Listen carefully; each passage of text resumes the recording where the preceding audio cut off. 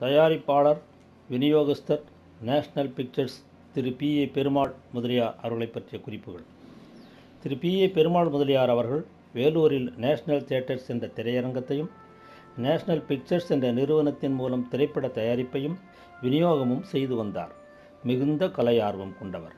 வேலூரில் சக்தி நாடக சபாவின் நூர்ஜஹான் நாடகம் நடைபெற்ற போது அதில் நடித்த நடிகர் திலகம் சிவாஜி கணேசனுடன் அறிமுகம் ஏற்பட்டுள்ளது. தேவி நாடகமன்றம் நடத்திய பராசக்தி நாடகத்தை சிவாஜி நடிக்க, அதனை திரைப்படமாக தயாரிக்கவும் எண்ணம் கொண்டார் திரு பி.ஏ. பெருமாள் முதலியார் அவர்கள். திரு ஏ.வி. மெய்யப்ப செட்டியார் அவர்களுடன் சேர்ந்து பி.ஏ. பெருமாள் முதலியார் பல திரைப்படங்களை விநியோகம் செய்துள்ளார். பராசக்தி படத்தை ஏவிஎம் உடன் கூட்டாக சேர்ந்து திரைப்படமாக்கும் முயற்சியில் ஈடுபட்டார். வசனம் கலைஞர் திரு மு. கருணாநிதி அவர்கள், இயக்கம் திரு கிருஷ்ணன் பஞ்சி என முடிவானது. சிவாஜி கணேசனுக்கு மேக்கப் டெஸ்ட் எடுத்துள்ளார்கள்.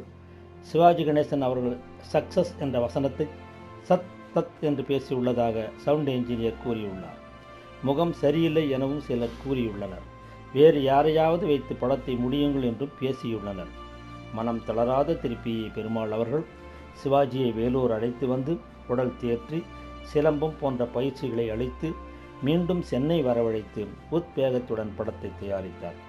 1982 திரைப்படம் வெளியாகி மாபெரும் வெற்றி பெற்றது.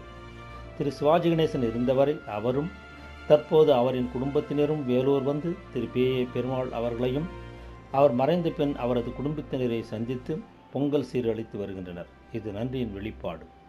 இரத்தக்கண்ணீர் படத்தையும் தயாரித்து வெளியிட்டார்.